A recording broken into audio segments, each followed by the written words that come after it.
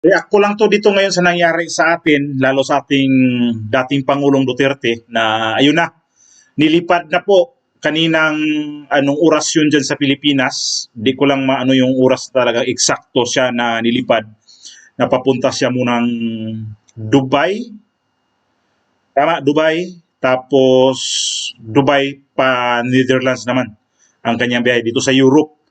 So, sa totoo lang, no, kung talagang nakikita mo yung ginagawa niya, hindi mo talaga mas mapigilan yung sarili mo na ma-emotion ka. Lalo kanina yung napanood ko yung pagdating nila sa airport na mula sa Hong Kong kaninang umaga, na naawa ako sa bata kay Kitty, kasi parang maano mo talaga siya na anong nangyari dito. Alam naman natin na ang bata na yan sanay naman sa politika, pero ganun lang sitwasyon ba na nandoon yung mga pulis, napakaraming pulis, mukhang para sa akin laking trauma sa bata yun, kasi yung tatay niya hinuli at hindi pa yun hindi pa yun hinuli pa, parang dinala pa sa ibang bansa.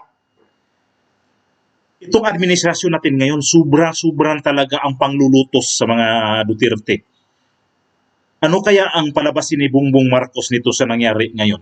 So ito yung press con, ito yung bibigyan ko ho ng reaksyon na may patawa-tawa siya dito at mayroon siyang mga sagot sa media na labas-pasok yung kanyang opinion tungkol ho dito sa dito sa kay itong kay Pangulong Duterte nga, at patungkol ho dito sa may ICC, na sinabi niya na hindi naman daw sila nakipagtulungan sa ICC. May sinulat ko to. Ha? Ito yung question na pangatlo na ano mangyayari nito sa sa soberenya, sa paghuli ni Pangulong Duterte. Lalabas to mamaya sa video. Ipauna ka lang to, ha. Tapos ang sagot niya dito ay hindi tayo tumutulong sa mga ICC, doon sa ICC. Pero may contact tayo sa kanila. Natural. 'Yun ang sagot niya. So para makuha nyo yung ibig ko sabihin kung bakit ako nag-react nito at bakit ko to, sobrang react ako to sa mga sinasabi niya, kasi ang press con niya nito ay sobrang labas-pasok yung mga sinasabi, at meron pa siyang question dito sa pang-apat na question na kumakamot na naman ang ulo, at may patawa-tawa pa siya na ang mukha niya dito ay hindi siya komportable humarap sa mga media. Kasi kanina, sa totoo lang, kaninang umaga pa ako naghanap talaga ng mga press briefing galing sa Malacanang, pero hindi talaga naglabas. Tapos nakita ko lang na mayroong nakaano sa mainstream media na may press briefing sila pero hindi natuloy. Kaya pasok ko yung video at panoorin natin po sabay-sabay yung video na galing ho to sa Malacanang mismo na press con. Former President Rodrigo Roa Duterte took off at 11:03 p.m. this evening and exited Philippine airspace. The plane is en route to The Hague in the Netherlands, allowing the former president to face charges of crimes against humanity in relation to his bloody war on drugs. The former president was earlier placed in government custody at Villamor Air Base after his common law wife, Hanilet Avancenia, and members of his entourage arrived at 9:20 this morning from Hong Kong on Cathay Pacific flight number CX-907. Pa-complete Mr. Duterte was arrested in compliance with our commitments to Interpol.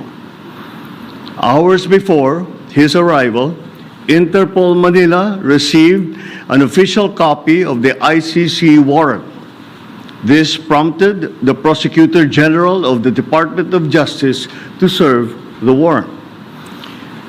Interpol asked for help, and we obliged because we have commitments to the Interpol which we have to fulfill. If we don't do that, they will no longer help us with other cases involving Filipino fugitives abroad. This Wait lang. Sabi niya, nag-ano ang Interpol dito sa kanila, nakipag-ugnayan tungkol ho dito kay Pangulong Duterte na mayroon ng warrant of arrest. So ang Interpol, nakipag-ugnayan na sa kanila para hulihin na nga itong i-serve na yung warrant of arrest nitong kay Pangulong Duterte. Pero ang Interpol, itong ICC, hindi sila makadirect nga dito sa Pilipinas kasi ang Pilipinas kumalas na dito sa ICC. So ang ginawa ng ICC, dumaan sila sa Interpol para ang Interpol makapasok sa Pilipinas kasi ang Pilipinas, miyembro tayo sa mga Interpol. Ibig sabihin ng Interpol, yung mga international mga pulis.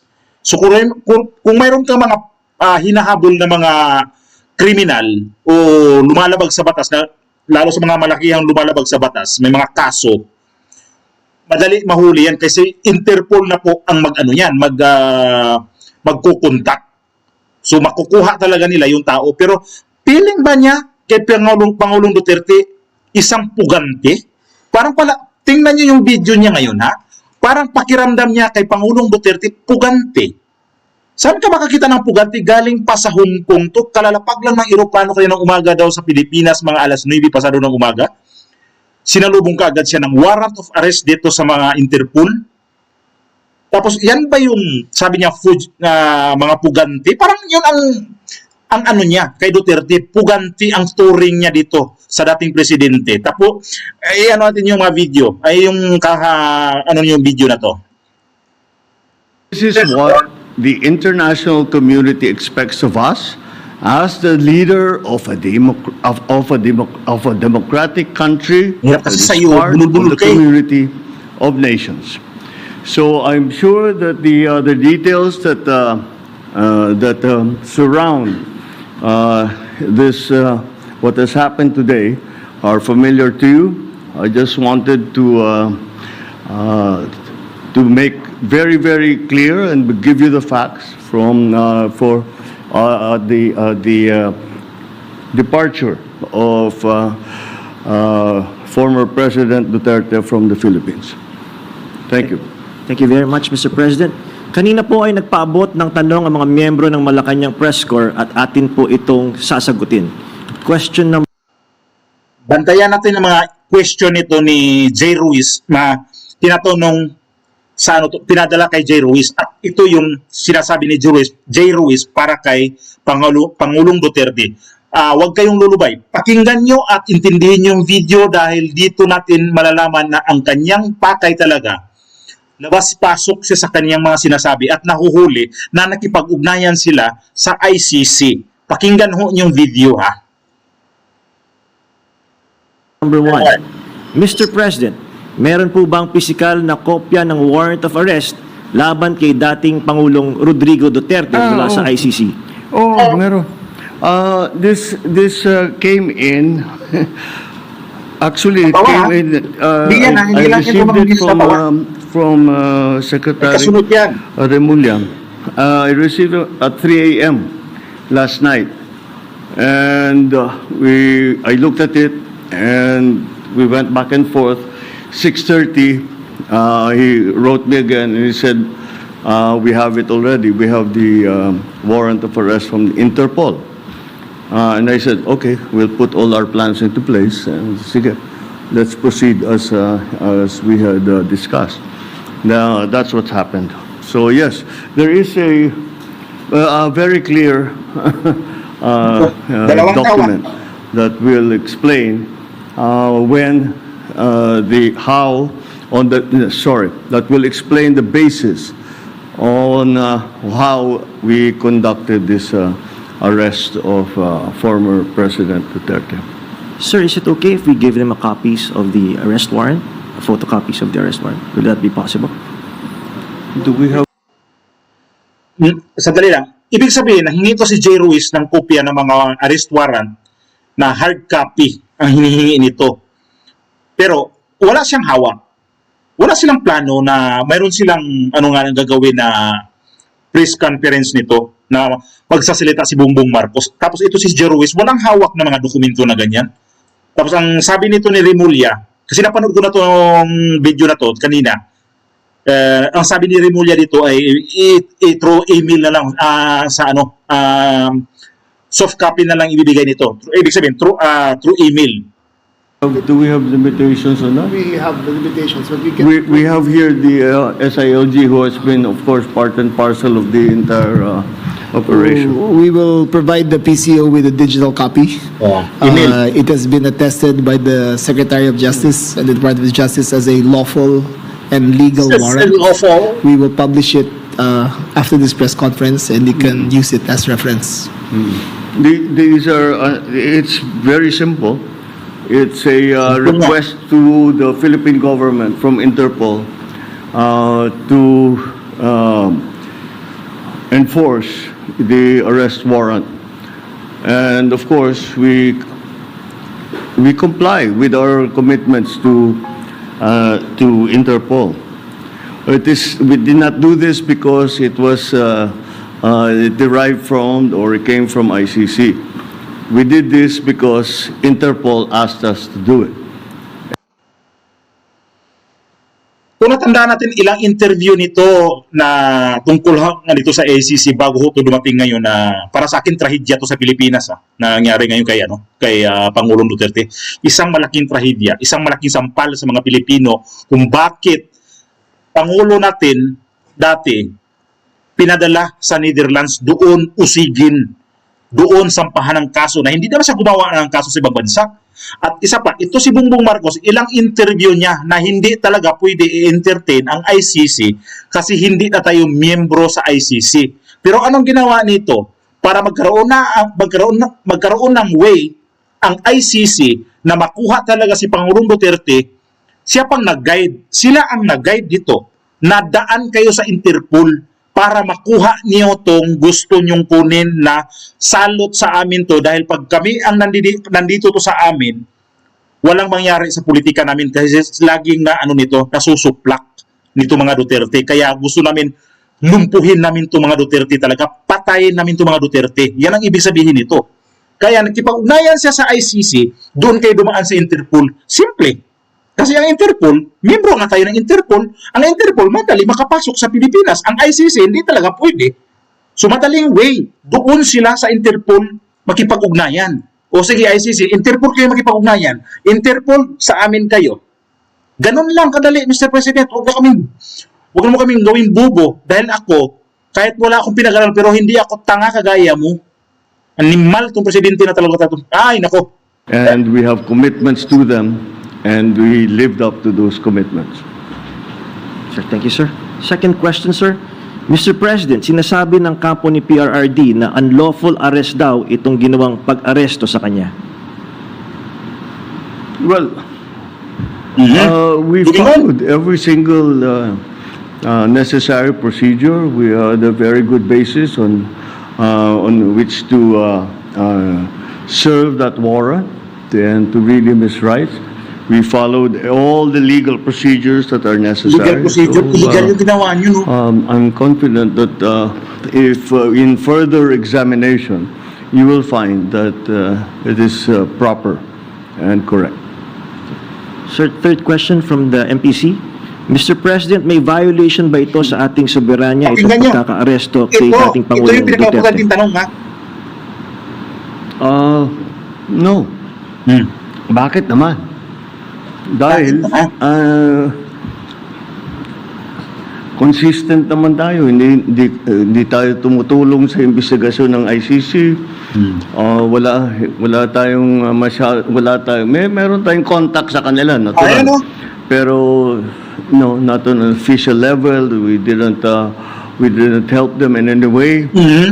The arrest the arrest that we did today was in compliance with our commitments to Interpol.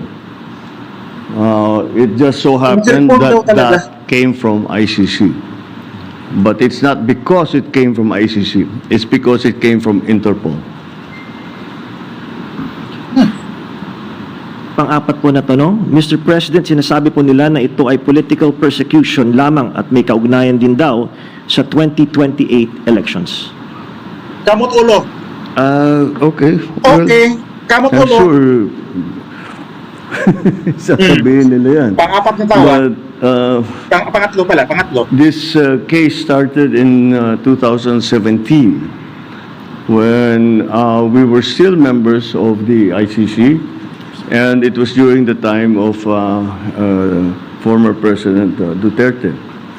So I don't see how that can be political persecution on my part, because it was initiated before I even came into the picture. So that would seem. But once again, we have to recognize that, you know, of course, it's natural for people to put lalagyan ng politika, kulay ng politika. Pero sinundan lang natin yung ICC, yung Interpol. Lawas pa sa ICC. Wala tayong, hindi natin kinakausap yung ICC. Marami silang hinihingi sa atin ng mga dokumento, wala kaming binigay. Kasasabi mo lang. Yun lamang. Kasasabi mo nga Hindi lang. natin mahindihan ang Pero Interpol. may contact tayo sa Pag kanila, sinabi sa atin, natural. tulungan nyo kami, kailangan namin kunin itong taong ito. Dahil, kung maalala ninyo, lahat ng mga tumakas dito sa Pilipinas, Yan ang sabi ko. kagaya ni Alice Go, kagaya ni Arnie Tevez, kung sino-sino pa, pati naman yung mga human trafficking sa Myanmar, pati sa mga madadamay. Sinong tumulong sa atin para makita natin yung mga ating kababayan na inaapi at ginagamit sa masamang paraan? Ang Interpol. Kaya naman, dapat naman tayo, pagka sinabi sa atin, tulungan nyo kami sa ganito, tumulong kayo. Kaya naman, ganun ang ginawa natin. Maraming salamat. Tanong ko nga ho doon, anong nagawa ni Pangulong Duterte sa ibang bansa? Bakit siya pinuntahan ng Interpol? Bakit nakipag-ugnayan kayo sa Interpol na wala naman siyang ginawa na mga sa ibang bansa? Saan siya bansa may violation? Saang bansa siya may ginawang kriminal? Ibig sabihin, itong ICC ngayon na kinuha talaga si Pangulong Duterte, ito yung justice talaga sa atin na talagang mahina. Dahil doon na kayo sa ICC. Mga buwak ang ina talaga itong presidente na to. Bobo mo talaga. Salamat, Mr. President, sa paglilinaw ninyo. Di malinaw. Jay Ruiz. You want to ask another question? Ito. Iban na rin na. Jimmy Seven. There are calls for people power. There are, in People fact, power, as we speak, protest actions ongoing. Would you like to address the supporters of the former president? The supporters of the former president? Well, you know, again, the government is just doing its job. Wala namang Papatawa. it's not because it's one person or another that we do the things that we do. Maybe sa nung mga nakaraan na mga administrasyon, baka ganun ang ginagawa. Pero para sa akin, hindi naman ganun. Sumusunod tayo sa batas. We are a member of the community of nations. We must live up to our responsibilities, to the commitments that we have made to the community of nations. And that is what's happened here. The politics doesn't enter into it. Bakit? Why that? You know, he's never going to be a candidate for anything. Why go after him? Di ba? At saka 2017 pa ito, wala pa ako. Civilian pa ako noon. Ang bilis mong palusot. So Ditsugas ka. this is the evolution of his case, and this is where we end up. Yeah. Yeah. All right. Thank you very much, Mr. President. Thank you. Thank you. Good evening. Thank you. Preskon niya kanina ay umabot ng 10 minutes mahigit. Pinakamaiksing preskon to. Kasi nga, sabi ko abangan ko nga anong statement ng Malacanang nito. Kaninang umaga pa ako, parang yung trabaho ko nga napabayaan ko na lang kaninang umaga sa pag-monitor nito. Kasi kanina pa lang, kagigising ko lang. Tumingin agad ko sa cellphone ko, nanood ko ng mga news online sa internet. Yun na yun kaagad nabasa ko, itong si Pangulong Duterte na sa ICC, hinuli na nga dito sa NAIA. So, siyempre, wala naman kami ditong access din sa mga YouTube lang naman. Nanood agad ko ng YouTube. So, napanood ko yung nangyayari na dumating talaga sila na doon na sa paglabas nila, nakaserve na yung nila, kay Pangulong Duterte, yung warrant of arrest. So sabi ko, ay, tinuluyan talaga. Tapos, kaya pala yung noon sa nakarang araw sa Davao, yun na yun dapat ang plano nila. Na sinabi nila mayroon maraming pulis doon, na nag-deploy ng maraming pulis doon, yun na yun. Tapos, ang na-timing pa to, na mayroong si Pangulong Duterte sa Hong Kong, yung nagpasalamat sa mga OFW. So, nagkataon to, na pumunta si Pangulong Duterte. Kahapon, di ako gumawa ng mga video nito tungkol sa mga fake news na mga iba't ibang mga vlogger na ay, ganito na, ganito. Sabi ko, di ko lang ito sakyan ito mga ito. So, sabi ko, iba na lang yung kasi di ko nakikisabay kasi sa iba na talaga yung ganyan na mga parang sabay ka na lang sa mga chismis. Sabi ko, mahirap kasi, sasabayan ko itong mga to, maggawa ko ng reaction, tapos chismis lang naman. So, duda na ako kasi kapon sa kay itong si Claire Castro, sa presko niya, duda na ako na may mangyayari talagang hindi maganda kay Pangulong Duterte pagdating kasi sabi niya, panawagan ko lang sa mga Pilipino, lalo na sa mga ditong mga supporter ni Pangulong Duterte na maghinahon tayo. Sabi ko, mayroong hindi maganda na mangyayari nito pagdating ni Pangulong Duterte. So, ang akaala ko pa naman, hindi yung pagdating mula sa airport. Imagine natin nakikita natin ngayon, kararating lang ng dating presidente sa airport. Doon lang siya sa Villamor, walang pahinga yun, galing sa Hong Kong. Tapos nilipad agad dito sa papuntang Europe, dito sa Netherlands. May pahinga. Tapos ang edad niya, mag-80 na itong buwan na to. Magbe-birthday na pala to ngayong 25 ba? Ng March. Ito yata ang birthday niya. So Marcos, kung ganyan ka man lang, na wala kang panindigan sa inyong mga mga sinasabi mo na hindi pwede makapasok ang ICC, tapos ito pa yung yung impeachment ni Bibi Sara, wala ka talagang bayag, wala kang isang salita. Sabihin ko lang sa'yo, nyeta mo.